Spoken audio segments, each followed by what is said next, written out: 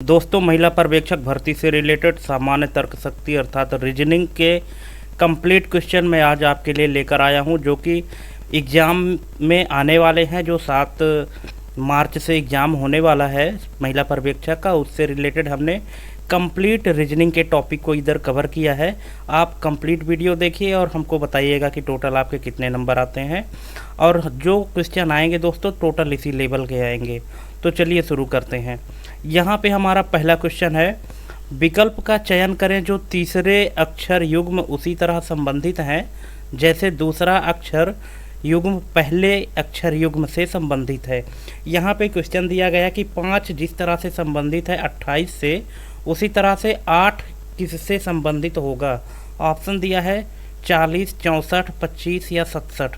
दोस्तों, अगर आपके एग्जाम में इस तरह के क्वेश्चन आते हैं तो आप इनको कैसे सॉल्व करेंगे। यहाँ पे इसका जो राइट आंसर हो जाएगा वो है ऑप्शन नंबर डी, 67। कैसे होगा, ये कैसे आए यहाँ पे देखिए। क्या है कि रीजनिंग का कोई ट्रिक कोई भी अप्लाई कर सकते हैं, किसी भी तरीके से इसको लाया जा सकता है। तो सबसे पहले जो क्वेश्चन दिया रहता है उसको पहले समझना होता है कि जो 5 का संबंध 28 से है वो कैसे है, तब जाके आप अगले वाले को निकाल पाएंगे।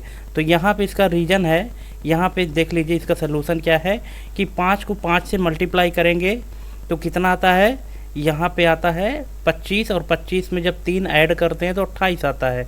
इसी प्रकार से 8 को 8 से मल्टीप्लाई करने के बाद 3 जब ऐड करेंगे तो 67 आ गया। तो इस तरह से इसका सलूशन हुआ। अगला क्वेश्चन है कि विकल्प का चयन करें जो तीसरे अक्षर युग्म से, उसी तरह से पिछले जैसे क्वेश्चन है कि 9 का संबंध 27 से किस प्रकार है, जिस प्रकार से है उसी तरह से 64 का संबंध किससे होगा। अब आपको दोस्तों यहाँ पे अपना दिमाग लगाना है कि 27 9 से किस तरह से संबंधित है ना। अगर आप 9 से और 27 के बीच का जो रिलेशन समझ गए तो 64 वाले का निकाल लेंगे। अगर आप इसको निकाल सकते हैं तो वीडियो पॉज करके एक बार निकालने की कोशिश करिए और देखिए कि जो ऑप्शन दिया गया है उसमें से आपका कोई भी आंसर मैच करता है या नहीं।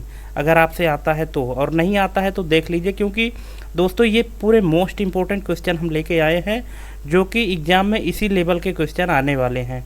तो इसका जो राइट आंसर हो जाएगा वो है 4। कैसे होगा, यहाँ पे देख लीजिए कि 3 का जो क्यूब निकाला है वो 27, 3 तिया 9 तिया 27। उसी तरह से 64 का जो क्यूब है, ये 4 का जो क्यूब है, सॉरी 4 का क्यूब क्या है कि 4 चौके 16 और 16 चौके 64। क्यूब का मतलब होता है दोस्तों कि उस संख्या का 3 बार गुणा, ठीक है। तो यहाँ 3 से गुणा किए हैं, 3 तिया 9, 9 तिया 27 और 4 चौके 16, 16 चौके 64। ठीक, आई होप कि आप इसको समझ गए होंगे। अगला है, ये देखिए यहाँ पे कुछ शब्द दिए गए हैं और इस शब्द का संबंध जो है तो अगले वाले से, जैसे CAFD यहाँ पे एक शब्द लिखा है और इसका संबंध है IGLJ से। तो किस प्रकार से ये संबंधित है, पहले आप इनके संबंध को समझेंगे, इसके बाद फिर आप OMRP को निकाल पाएंगे, तो है ना। तो यहाँ पे इसको पहले आपको समझना होगा। तो यहाँ पे देख लीजिए इसका राइट आंसर क्या है, USXV।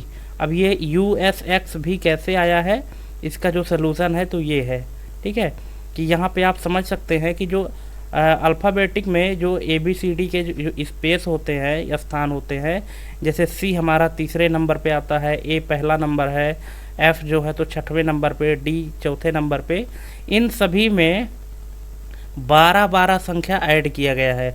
और 12 संख्या ऐड करने के बाद जो अक्षर उसके स्थान पर आता है तो उसी को लिख दिया गया है कि जैसे 15वें स्थान पर कौन सा अक्षर आता है, 13वें पे कौन आता है। जैसे 13 में जब 12 ऐड किया, 3 में 12 ऐड किया गया तो 15 हुआ, और 1 में 12 ऐड किया गया तो 13 हुआ।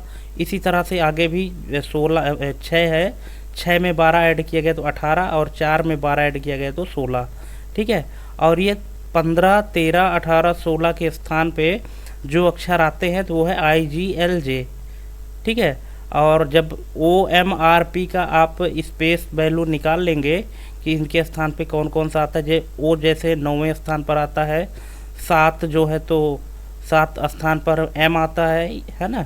इसी प्रकार से RP ऐसे निकाल लेंगे और इन सब में 12 संख्या ऐड करेंगे।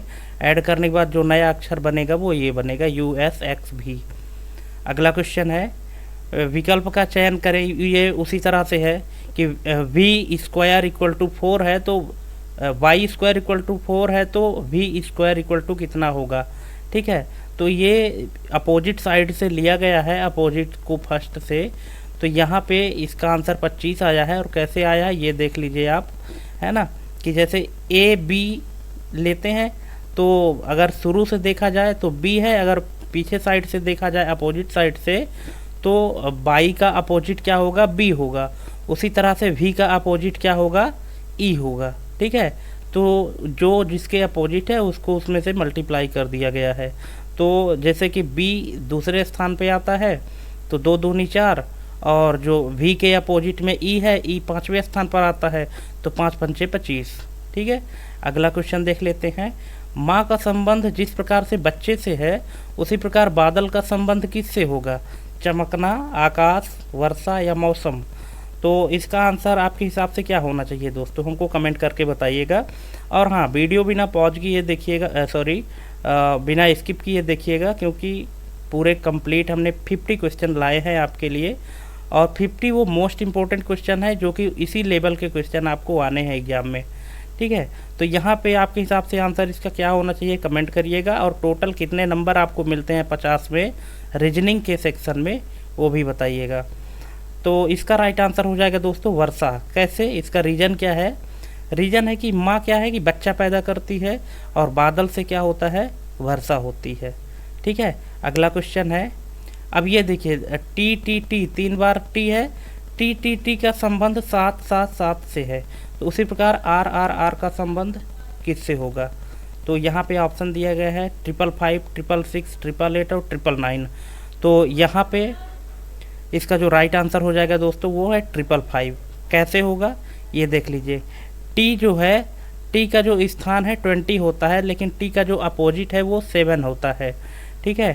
टी जो है तो 20वें स्थान पर आता है, और इसका अपोजिट जो है, क्योंकि अल्फ़ाबेट में टोटल जो है तो 26 अक्षर होते हैं, ठीक है। तो 13 एक साइड लिखिए और 13 एक साइड लिखिए, ठीक है। तो जब दोनों को मैच करेंगे तो टी के अपोजिट में 7वें स्थान पर आएगा, ठीक है। तो इस तरह से टी जो है तो 20वें स्थान पर है, और इसका अपोजिट 7वें स्थान पर आएगा।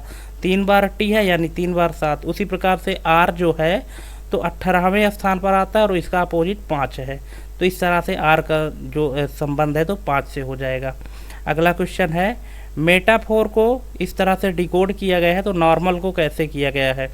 अब आप इसको आसानी से समझ सकते हैं, अगर आप आराम से इसको निकालें तो इसको तो आप निकाल ही लेंगे कि मेटाफोर के जो अक्षर हैं इनको थोड़ा इधर उधर आगे पीछे करके और ये शब्द बनाया गया है, उसी तरह से नॉर्मल को जब करेंगे तो कैसे निकालेंगे।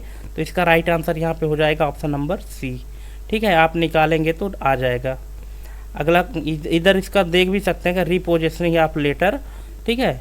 जो लेटर है उनको रीपोजिशनिंग किया गया है, एक स्थान से दूसरे स्थान पर शिफ्ट किया गया है, ठीक है। अगर दोस्तों अगर आपको कहीं भी दिक्कत होती है क्वेश्चन समझने में या कि इसके आंसर में डाउट है तो आप हमसे कमेंट करके पूछ सकते हैं, हम आपको रिप्लाई करने की कोशिश करेंगे। अगला क्वेश्चन है 6 4 1 5, इसका संबंध है 5 3 0 4 से, तो 7 8 9 6 का संबंध किससे होगा। अब पहले तो आपको ये समझना होगा कि 6 4 1 5 का संबंध 5 3 0 4 से कैसे है। अगर इसको आप निकाल लेते हैं दोस्तों, देखिए ये जो लेवल हमने लिया है तो जो महिला पर्यवेक्षक में आने वाले रीजनिंग के क्वेश्चन का लेवल है उसी लेवल के पूरे क्वेश्चन है, इसको आपको हल्के में नहीं लेना है, क्योंकि हम सिर्फ और सिर्फ आपको जो क्रीम आइटम है वो देते हैं, कचड़ा देने के लिए कोई मतलब नहीं है, क्योंकि टाइम बहुत कम बचा है और आपको उसके हिसाब से तैयारी करनी है, ठीक है। तो हम आपको मोस्ट इम्पोर्टेंट क्वेश्चन देते हैं जो कि उस लेवल के आने वाले हैं। हम ये नहीं कहते कि यही क्वेश्चन आएंगे, लेकिन हाँ क्वेश्चन का जो लेवल रहेगा वो यही रहेगा। तो यहाँ पे इसका जो राइट आंसर हो जाएगा वो है ऑप्शन नंबर डी 6 7 8 5। कैसे, यहाँ पे देख लीजिए कि जितने भी नंबर हैं, जैसे 6 4 5, यहाँ पे 6 4 1 5 है ना, तो इसमें जो है तो एक एक घटाया गया है सभी अंक में। 6 में 1 घटाया 5 आया, 4 में 1 घटाया 3 आया, 1 में 1 घटाया 0, 5 में 1 घटाया तो 4 आया।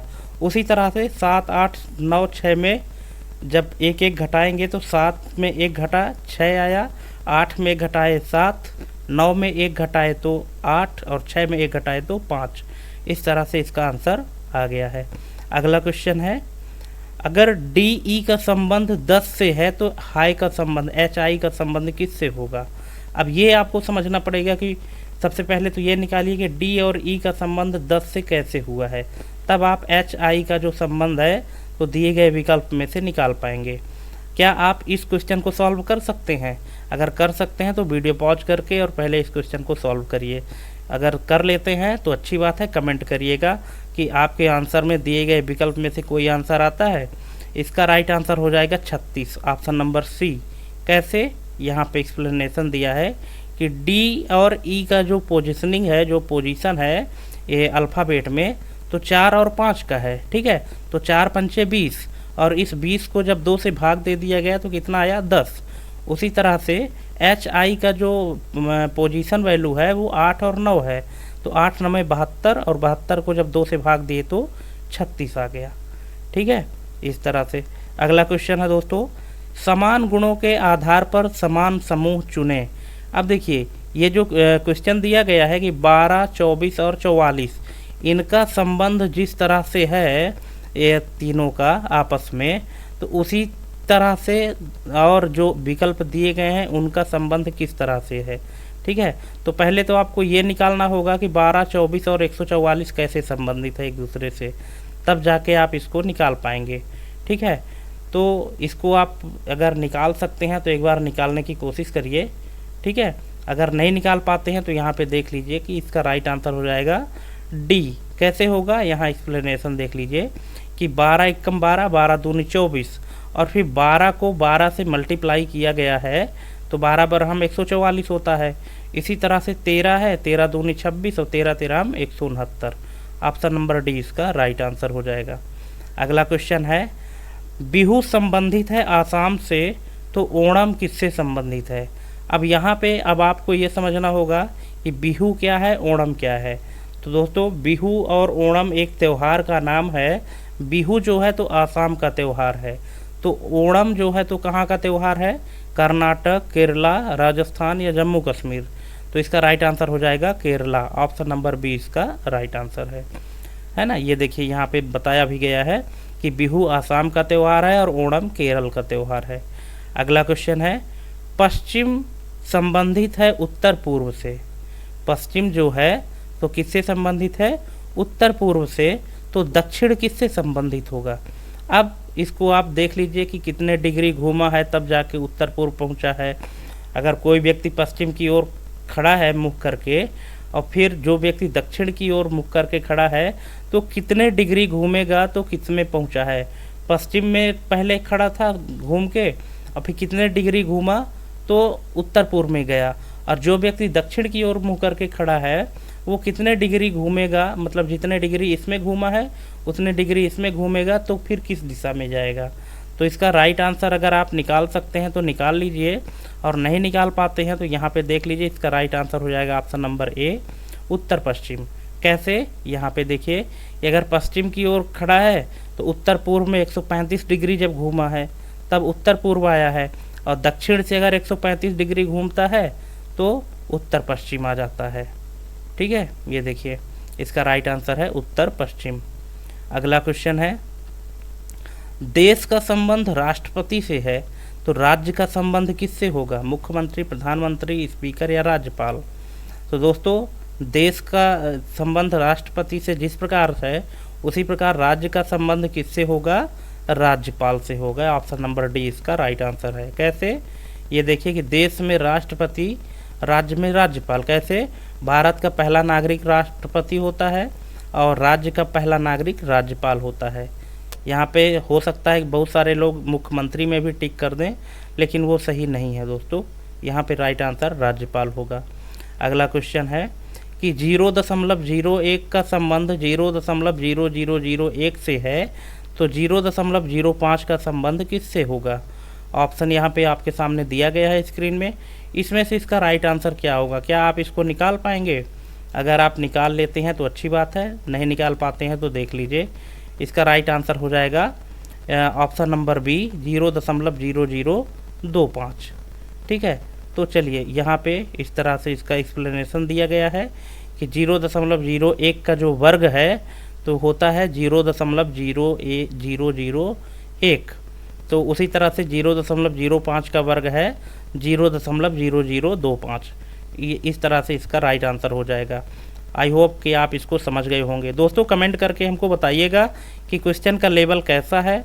और देखिए आपके कहने से कुछ नहीं होगा कि लेवल क्या है क्या नहीं है, क्योंकि लेवल जो रहेगा क्वेश्चन का वो यही लेवल रहेगा। कंपटीशन का इतना ज़्यादा है कि क्वेश्चन का लेवल हाई थोड़ा सा करना पड़ रहा है एमपी बोर्ड को और ये जो ईएसबी बोर्ड है, ठीक है। इसी लेवल के क्वेश्चन आपके एग्ज़ाम में आने वाले हैं, आपको इसी लेवल की तैयारी करनी पड़ेगी। अगला क्वेश्चन है कि दिए गए विकल्पों में से चुनना है क्या कि जिसमें नंबर का सेट प्रश्न में दिए गए नंबर के सेट की तरह है। अब प्रश्न दिया है कि 7, 42 और 299।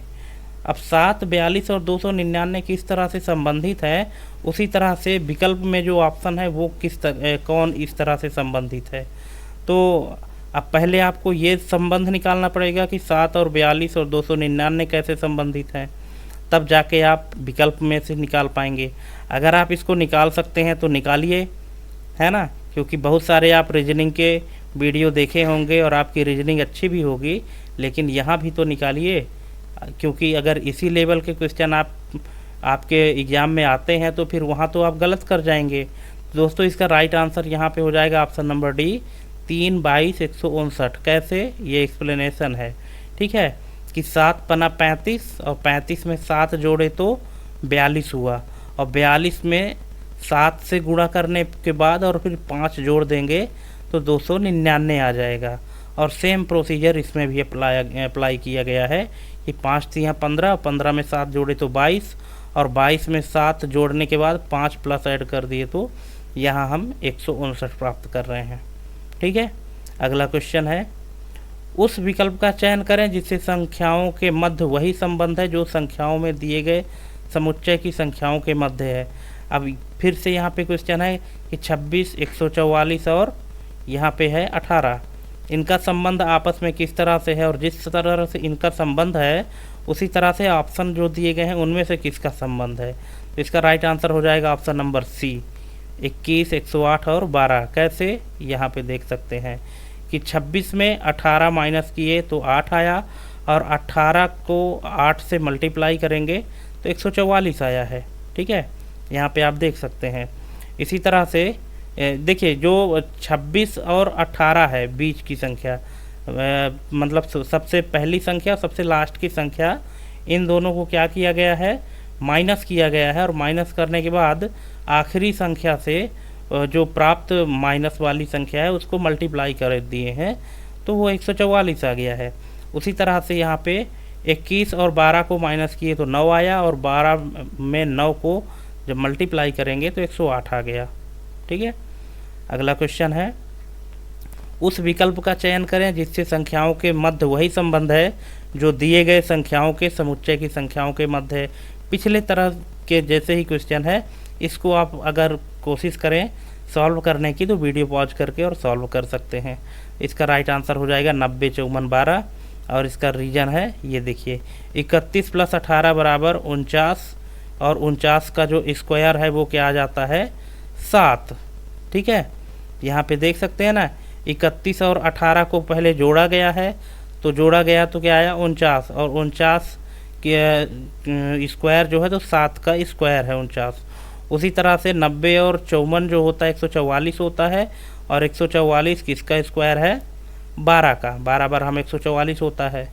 इस प्रकार से अगला क्वेश्चन है, फिर से पिछले जैसे ही क्वेश्चन है, तो इसको आप समझ सकते हैं कि इसका आंसर कैसे आया है। 23 का संबंध 441 से जिस प्रकार से है उसी प्रकार से 28 का संबंध किससे होगा, तो इसका राइट आंसर हो जाएगा 676, ऑप्शन नंबर ए। इसका एक्सप्लेनेशन यहाँ पे दिया गया है कि 23 में 2 घटाए तो 21 आया, और 21 का स्क्वायर होता है 441। उसी तरह से 28 में जब 2 माइनस किए तो 26 आया, और 26 का स्क्वायर 676 होता है।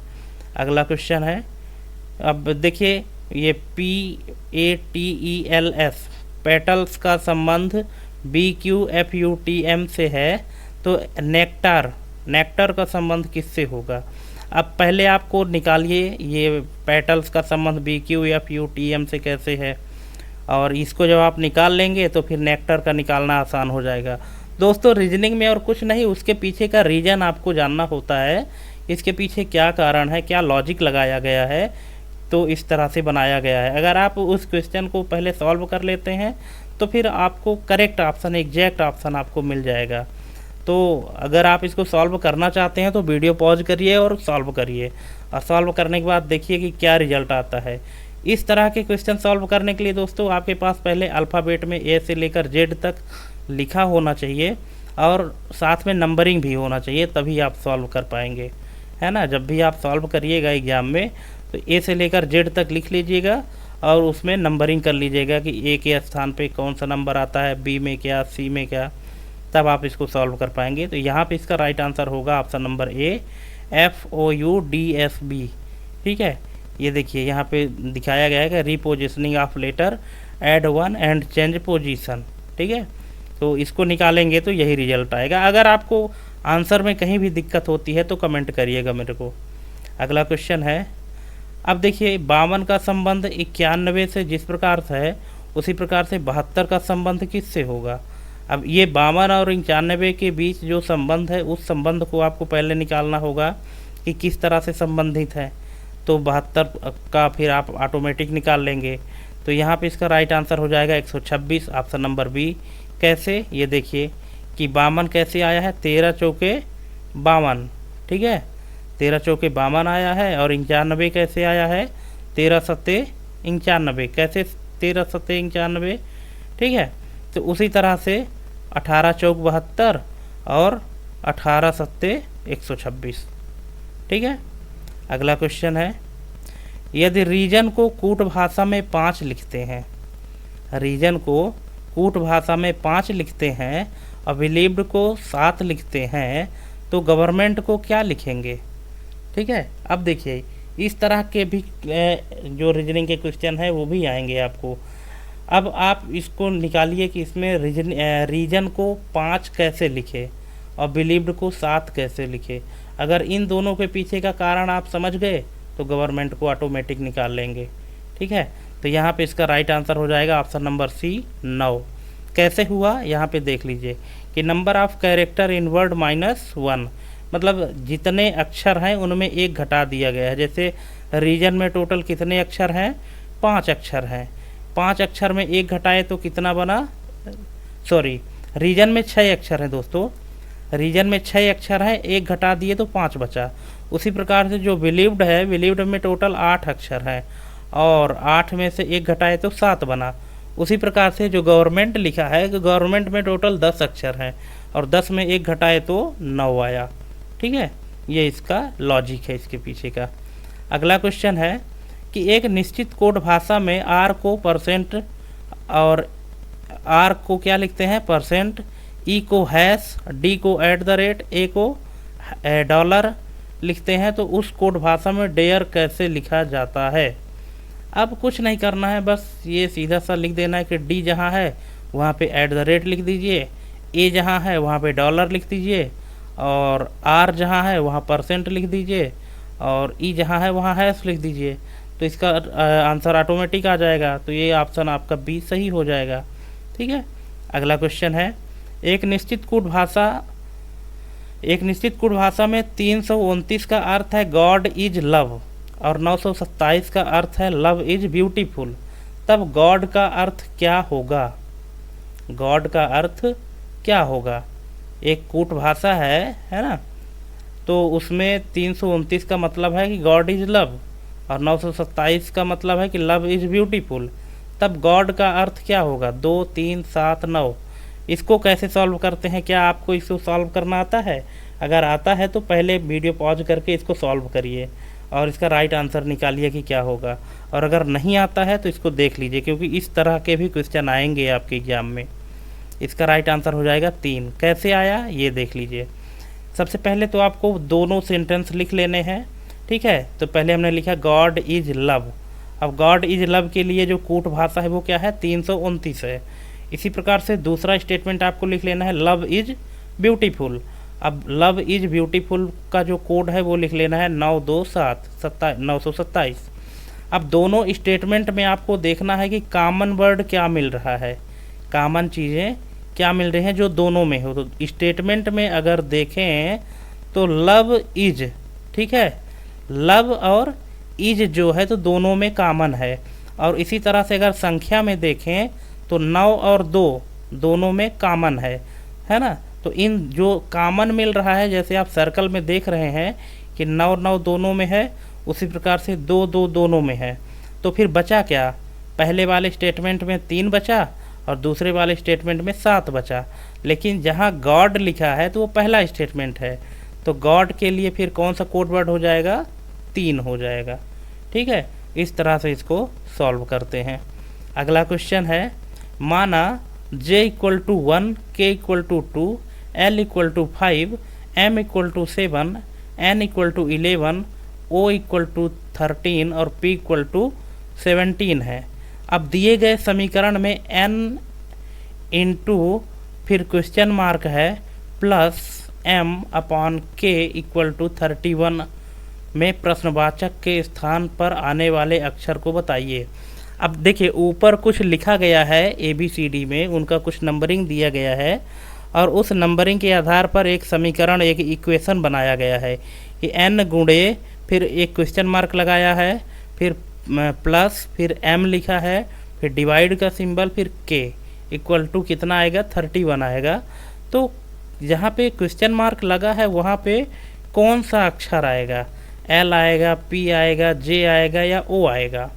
ठीक है, तो अब इनके नंबर के हिसाब से आपको कैलकुलेशन करना है कि कौन सा नंबर आएगा और उतना रखने के बाद फिर आपका जो आंसर है 31 आना चाहिए।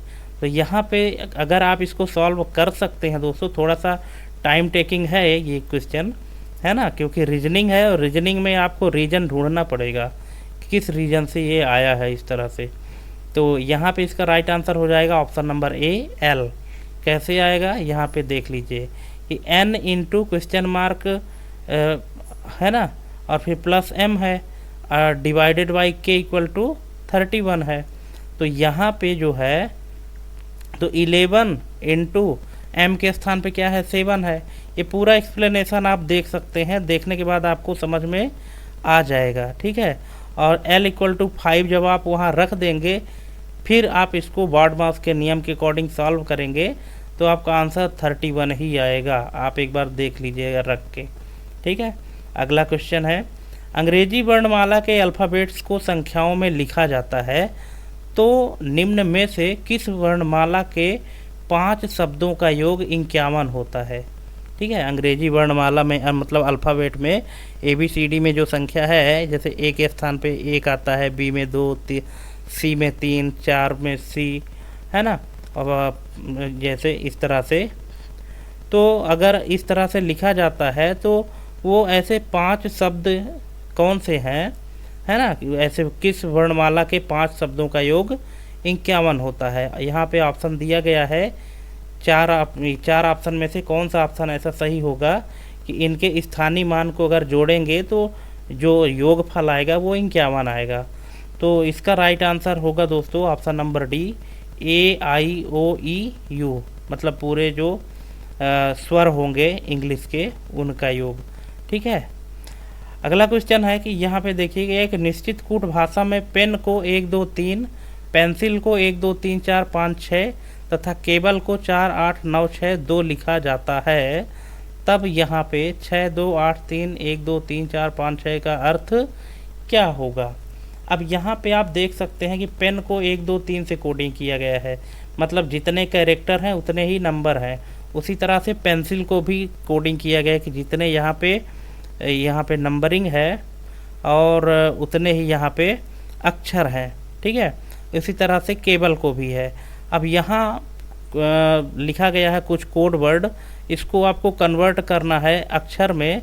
अगर आप इसको अक्षर में कन्वर्ट करते हैं तो इसका मतलब क्या होगा। अब यहाँ ऑप्शन दिया गया है तो इन ऑप्शन में से क्या होगा दोस्तों, मैं आपसे कहूँगा कि आप जितने भी क्वेश्चन कर रहे हैं ना, कॉपी पेन लेके बैठिए, वीडियो हमारी पॉज करके और एक बार खुद सॉल्व करिए कि क्या आप इस तरह के क्वेश्चन सॉल्व कर पाएंगे, क्योंकि लेवल है, इसी लेवल के एग्ज़ाम में आपके आने वाले हैं। तो आप अभी से तैयारी करना शुरू कर दीजिए, ठीक है, क्योंकि ये मैराथन की क्लास है और इसमें हमने जैसे पिछले में हमने मैथ के क्वेश्चन आपको दिए थे, आप लोगों का बहुत अच्छा रिस्पॉन्स रहा उसमें, और इसमें हम आपको रीजनिंग के करा रहे हैं, ठीक है, क्योंकि आप लोगों में से बहुत सारे लोगों ने हमसे बोला था रीजनिंग के लिए। तो रीजनिंग की एक वीडियो हमने ऑलरेडी डाला है और ये वीडियो भी हमने रीजनिंग के उसी लेवल के उठाए हैं जिस लेवल के एग्ज़ाम में आने वाले हैं। तो दोस्तों यहाँ पे इसका राइट आंसर हो जाएगा ऑप्शन नंबर डी, लीन पेंसिल, ठीक है, यहाँ पे, ठीक है। इसके हिसाब से आप कोडिंग करके देख लेंगे तो इसका आंसर यही आएगा।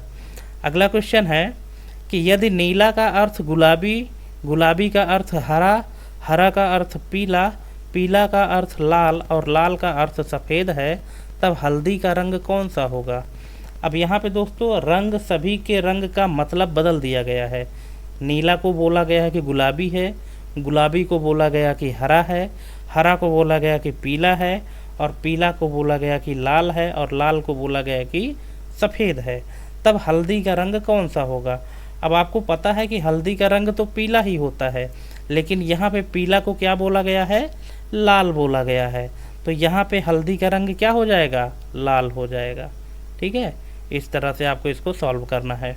अगला क्वेश्चन है, एक निश्चित कोड भाषा में ए को 2 के रूप में कोडिंग किया जाता है, बी को 4, सी को 6 के रूप में कोडिंग किया जाता है। तो निम्न में से किस शब्द को उसी कोड भाषा में 12, 10, 10, 8 के रूप में कोडिंग किया जाएगा, ठीक है। ए को क्या बोला गया है, 2, बी को 4, सी को 6, मतलब आगे ऐसे इसी क्रम में बढ़ता जाएगा, ठीक है। तो अगर इस तरह से कोडिंग किया जाता है अल्फ़ाबेट को, ए से लेकर जेड तक को, ए को 2 माना जाता है, बी को 4, सी को 6, ठीक है, अब डी को 8 माना जाएगा।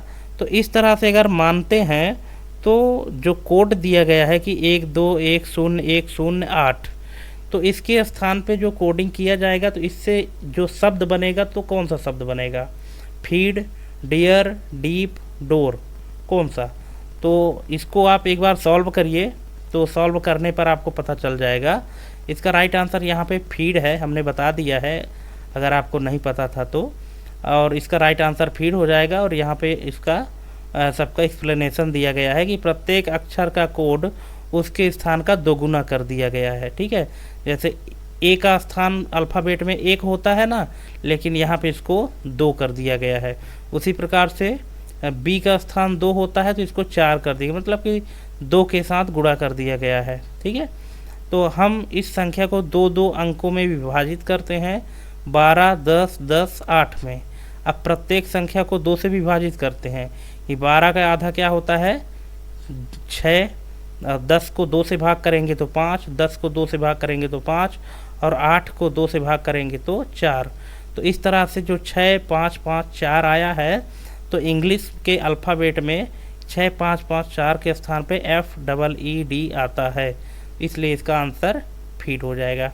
अगला क्वेश्चन देखते हैं, इसको अगर आप समझ में आ गया होगा तो, नहीं समझ में आता है दोस्तों तो वीडियो पीछे करिएगा, बैक करके भी आप देख सकते हैं, ठीक है।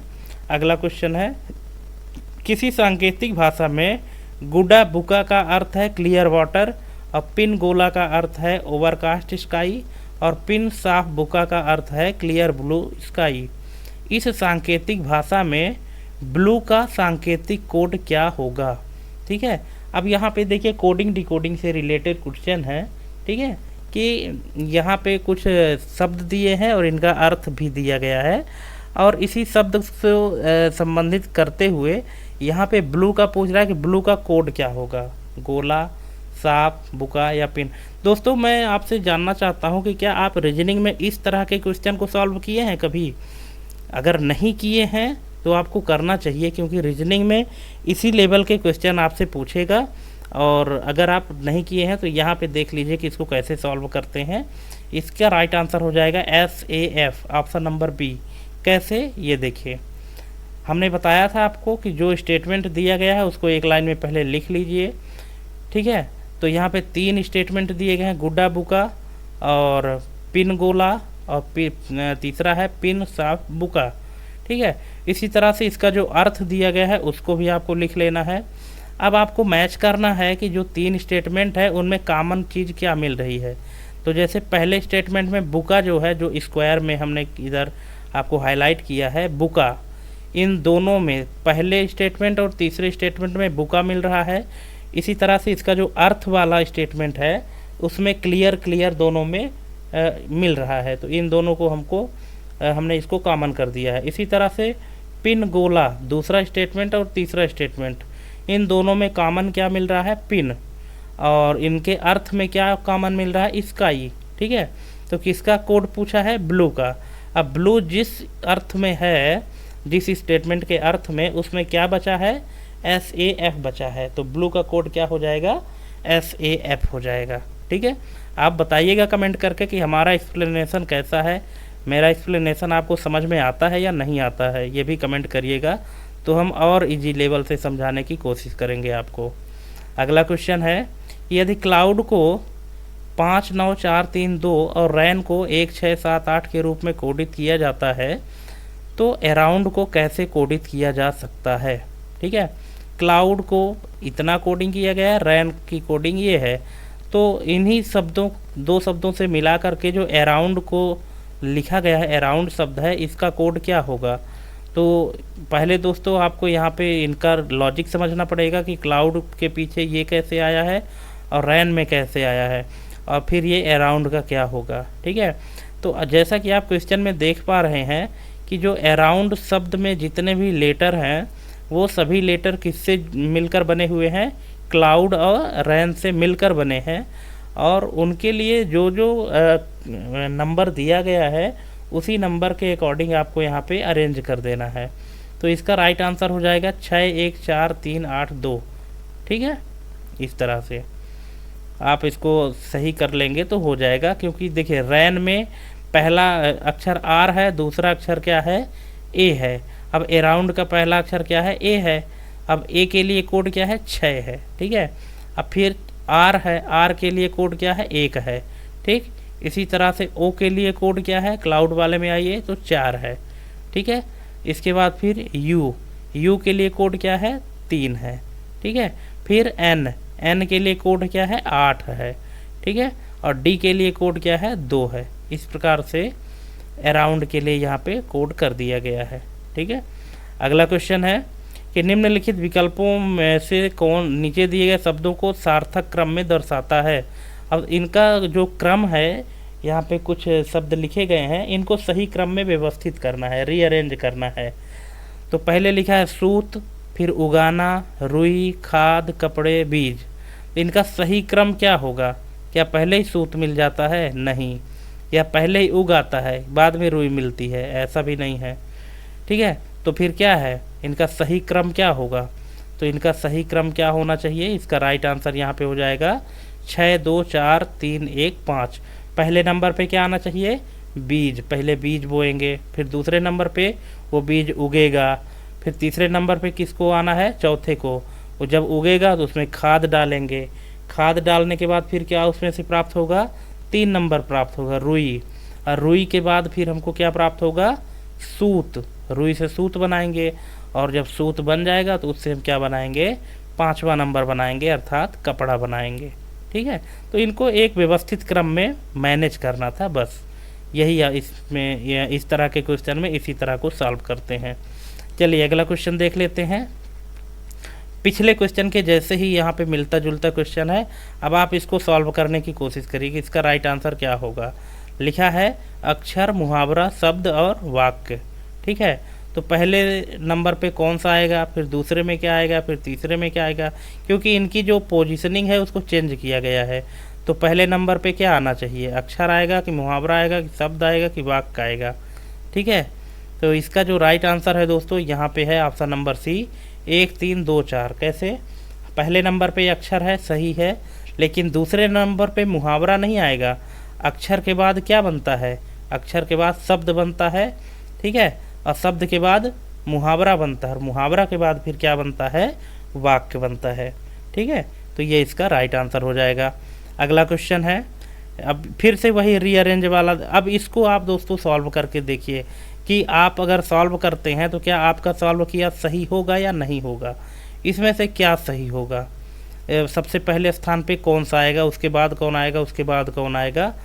तो वीडियो पॉज करिए और पहले एक बार सॉल्व करिए इसको, कि इसको अगर आप सही क्रम में व्यवस्थित करते हैं तो आपके क्रम के हिसाब से पहले नंबर पे किसको आना चाहिए, फिर दूसरे में किसको आना चाहिए, फिर तीसरे में, इसी तरह से 5 तक आपको व्यवस्थित करना है, ठीक है। अगर आप कर पाते हैं तो, नहीं कर पाते हैं तो देख लीजिए। इसका राइट आंसर हो जाएगा ऑप्शन नंबर सी। एक नंबर ही आएगा धातु, फिर तीसरा आएगा अयस्क, फिर है चौथा, फिर दूसरा, फिर पांचवा, ठीक है। ये इसका राइट आंसर हो जाएगा। अगला क्वेश्चन है, फिर से उसी को सार्थक क्रम में व्यवस्थित करना, क्योंकि हमने यहाँ पे कितने भी लेवल के यहाँ पे क्वेश्चन लिए हैं दोस्तों, देख लीजिए आप।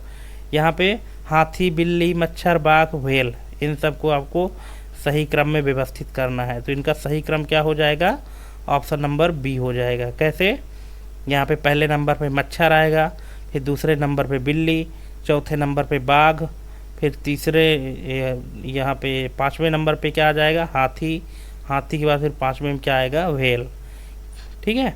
चलिए अगला क्वेश्चन है कि दिए गए शब्दों को उस क्रम में व्यवस्थित करें जिसमें वे शब्दकोश में होते हैं। ये कुछ शब्द दिए गए हैं, 4 शब्द हैं।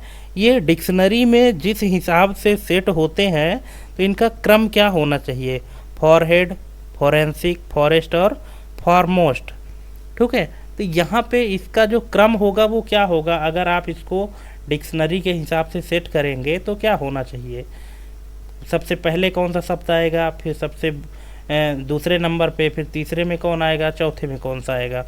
तो यहाँ पे इसका जो राइट आंसर हो जाएगा वो है ऑप्शन नंबर बी, आई, मतलब पहले नंबर पे तो पहला ही आएगा फॉरहेड, इसके बाद फिर चौथा नंबर आ जाएगा फॉरमोस्ट, ठीक है।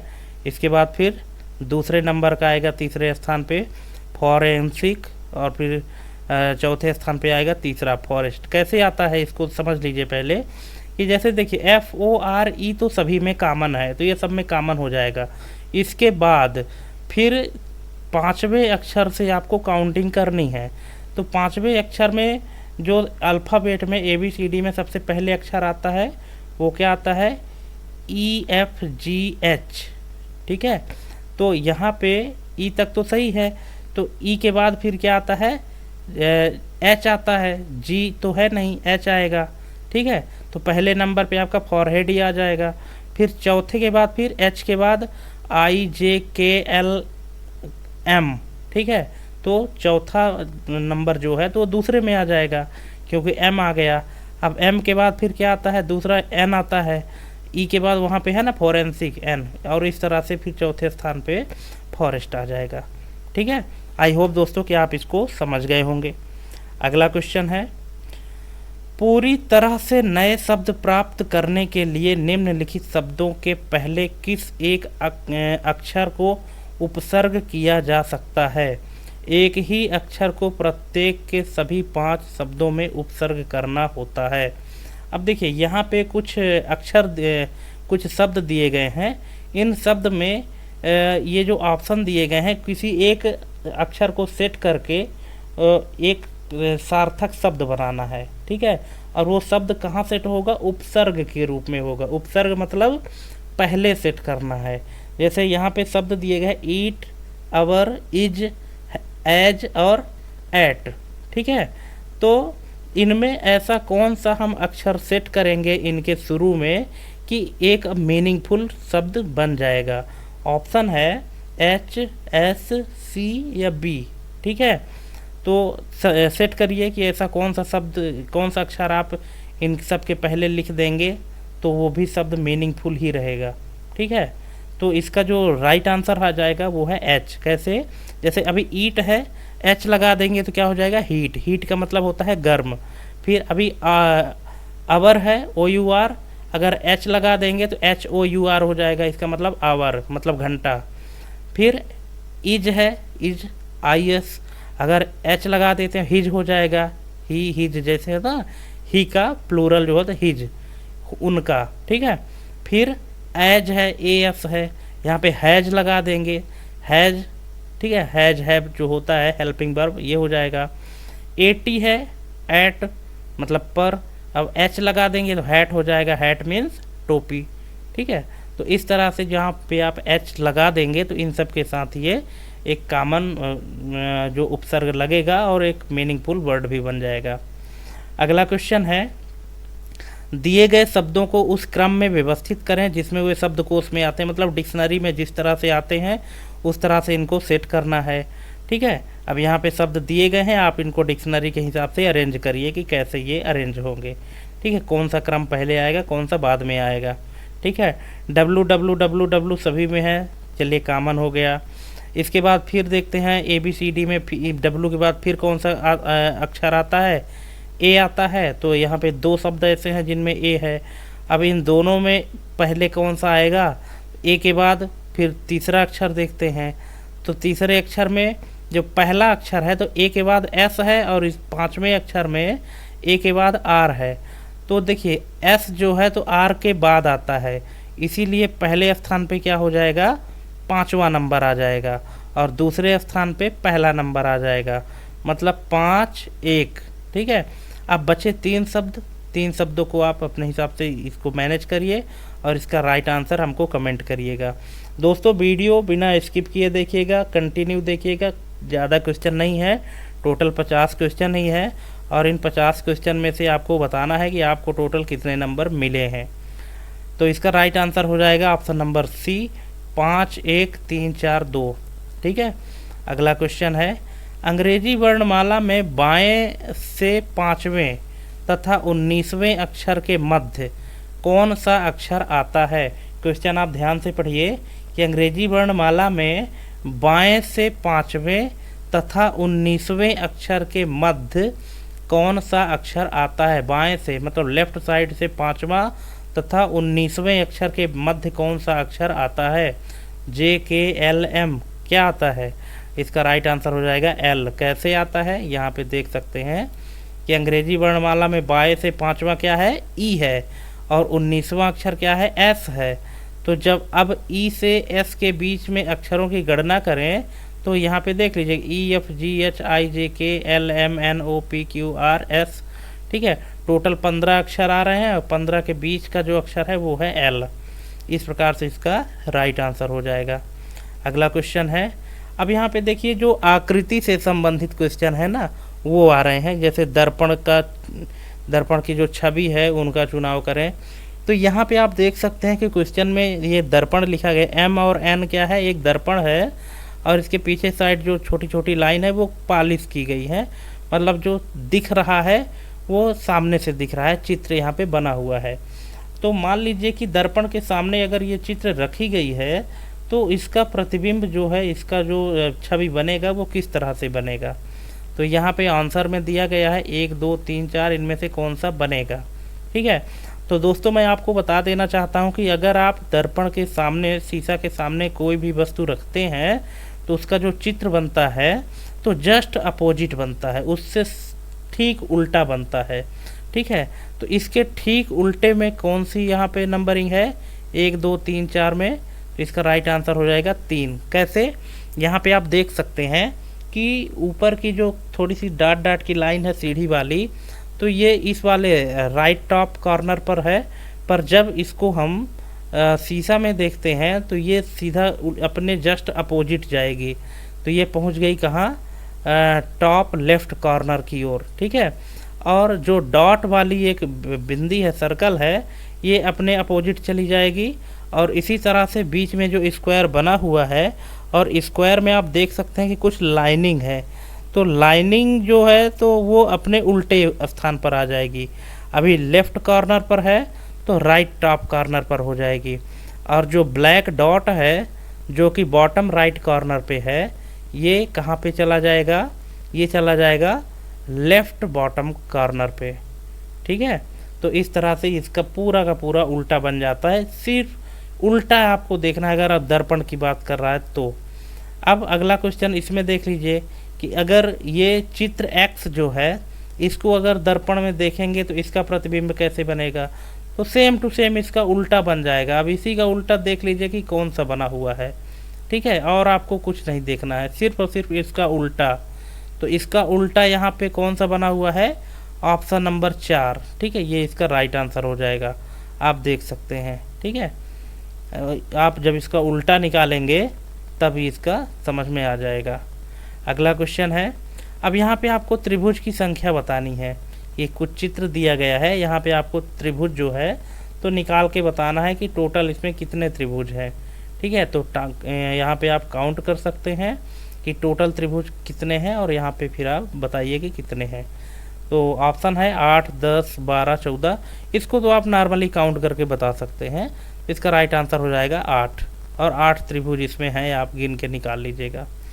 अगला क्वेश्चन है, निम्नलिखित में कितने आयत हैं, ठीक है। अब आयत दोस्तों आपको पता होगा ना, रेक्टेंगल जिसको कहते हैं, कि आयत मतलब जिसकी आमने सामने की भुजाएं बराबर होती हैं। तो इस चित्र में ऐसे कितने आयत हैं, 2 हैं, 3 हैं, 4 हैं या 5 हैं। तो एक बार आप देख लीजिए, निकाल पाते हैं तो ठीक है, नहीं निकाल पाते हैं तो यहाँ पे इसका राइट आंसर हो जाएगा 3। इसमें टोटल 3 आयत हैं, ठीक है। चलिए अगला क्वेश्चन है, निम्नलिखित में कितने वर्ग हैं। यहाँ पे वर्ग देखिए, वर्ग का मतलब होता है कि जिनकी चारों भुजाएं बराबर होती हैं। तो वर्ग निकालना है, कितने वर्ग हैं इसमें आप निकाल के देखिए, 8 हैं, 9 हैं, 10 हैं या 11 हैं। तो यहाँ पे दोस्तों इसका राइट आंसर हो जाएगा 10 वर्ग हैं, और 10 वर्ग आपको ढूंढना है। इसको आप दोस्तों निकाल के और हमको बताइएगा कि क्या 10 वर्ग हैं सही में या नहीं है। अगर आप निकाल पाते हैं तो, और नहीं निकाल पाते हैं तो फिर हमको कमेंट करिएगा, तो हम आपको एक्सप्लेन करके बताएंगे कि कैसे इसमें 10 वर्ग हैं, ठीक है। अगला क्वेश्चन है, सीधी रेखाओं की संख्या कितनी है। अब यहाँ पे सीधी रेखा ढूंढनी है, जो तिरछी रेखा है उसको नहीं, सीधी रेखा बतानी है कि टोटल सीधी रेखा कितनी है। गिन के बताइए कि कितने सीधी रेखा है यहाँ पे, तो आपको पता चल जाएगा। तो यहाँ ऑप्शन है 9, 11, 13 और 16। टेढ़ी रेखा नहीं गिननी है, सिर्फ और सिर्फ सीधी रेखा गिननी है। और जहाँ पे एक दूसरे को लाइन इंटरसेक्ट करती हैं सीधी रेखाएं, उनको 2 काउंट करना है, ठीक है ना। तो यहाँ इसका राइट आंसर हो जाएगा 13। इसमें जो सीधी संख्या रेखा है वो 13 है, आप इसको काउंट कर लीजिएगा। अगला है, शब्दों के आपस के संबंध को समझते हुए सही आरेख का चयन कीजिए, ठीक है। अब यहाँ पे जो आकृति से संबंधित क्वेश्चन है कि शब्दों के आपस के संबंध को समझते हुए सही आरेख का चयन करना है। क्वेश्चन है, राज्य, देश और शहर। राज्य, देश और शहर को कौन सा चित्र जो है तो आपस में इनका संबंध अच्छे से दर्शा रहा है, A, B, C या D। तो देखिए इसका जो राइट आंसर हो जाएगा वो है ऑप्शन नंबर B, ठीक है, सॉरी मतलब B जो सही है, जो कि D स्थान पर है, ऑप्शन नंबर D में कौन सा ऑप्शन है, B है। तो B नंबर यहाँ पे देख सकते हैं कि पहले देश होता है, देश के अंदर क्या होता है, राज्य होता है, और राज्य के अंदर क्या होता है, शहर होता है। तो जो ऑप्शन नंबर B है, ठीक है, तो ये सही आपको यहाँ पे आंसर दे रहा है, ठीक है। अगला क्वेश्चन है कि दी गई आकृति में से कितने रंगीन टेलीविज़न चौड़े नहीं हैं। यहाँ पे 3 सर्कल दिया गया है और तीनों को इंटरसेक्ट किया गया है, और इनमें से कुछ नंबरिंग दी गई है। तो एक सर्कल जो चौड़ा वाला है, एक टेलीविज़न के लिए है और एक कलर के लिए, रंगीन के लिए है। तो पूछा है क्वेश्चन में कि कितने टेलीविज़न हैं जो चौड़े नहीं हैं, कितने रंगीन टेलीविज़न, ऐसे टेलीविज़न जो रंगीन तो हैं पर चौड़े नहीं हैं। तो अब आपको यहाँ से नंबरिंग देख के और बताना है कि उन टेलीविज़न को सेलेक्ट करिए, उनकी संख्या कि जो रंगीन है पर चौड़े नहीं हैं, ठीक है। तो चित्र को अगर आप ध्यान से देखेंगे तो आपको पता चल जाएगा। यहाँ पे इसका राइट आंसर हो जाएगा ऑप्शन नंबर B, 18, ठीक है। 18 जहाँ पे लिखा है आप देख सकते हैं कि वो रंगीन भी है, टेलीविज़न भी है, लेकिन वो चौड़े के सर्कल से बाहर है। इसलिए इसका जो राइट आंसर हो जाएगा वो क्या होगा, 18 होगा। ठीक है। अगला क्वेश्चन है कि दी गई आकृति में कितनी बड़ी बोतलें नीली नहीं हैं। ठीक है। अब यहाँ पे देखिए, जो सर्कल है ये बोतल को रिप्रेजेंट कर रहा है, जो रेक्टेंगल है वो बड़ी को रिप्रेजेंट कर रहा है, और जो ट्रायंगल है, त्रिभुज है, त्रिभुज जो है तो ब्लू कलर को, नीली को रिप्रेजेंट कर रहा है। ठीक है। तो अब यह क्वेश्चन दिया है कि कितनी बड़ी बोतलें हैं जो कि नीली नहीं हैं। बोतल भी हों, बड़ी भी हों, लेकिन नीली ना हो, ऐसी कितनी हैं। तो अब यहाँ पे आपको ऑप्शन दिया है 37, 115, 87 या 9। ठीक है। तो हमने आपको बता दिया, और कुछ यहाँ आकृति में आप देख भी सकते हैं कि बोतल को सर्कल रिप्रेजेंट करता है, बड़ी को रेक्टेंगल, और ब्लू यानी नीली को ट्रायंगल। तो कितनी बड़ी बोतलें हैं जो नीली नहीं है, इसका राइट आंसर हो जाएगा 37। 37 देख लीजिए कहाँ लिखा है, 37 लिखा है, जो बोतल भी है और बड़ी बोतल भी है, लेकिन नीली नहीं है, क्योंकि नीली किसको रिप्रेजेंट कर रहा है, ट्रायंगल को, और वो 37 जो है तो ट्रायंगल से बाहर है। अगला क्वेश्चन है, शब्दों के आपस के संबंध को समझते हुए सही आरेख का चयन कीजिए। ठीक है। अब यहाँ पे क्वेश्चन है कि औरत, माँ और डॉक्टर को सही जो वेन आरेख है, वेन डायग्राम है, वो कौन सा रिप्रेजेंट कर रहा है, ए है, बी है, सी है या डी। तो दोस्तों इसका राइट आंसर है ऑप्शन नंबर डी, जो जिसमें सी है, सी है। ठीक है। तो सी वाला जो चित्र है आप देख सकते हैं कि 2 सर्कल अंदर है और एक सर्कल जो दोनों को इंटरसेक्ट करता है। कैसे कि जो औरत है वो माँ भी हो सकती है और डॉक्टर भी हो सकती है। ठीक है। तो ये इसका राइट आंसर हो जाएगा।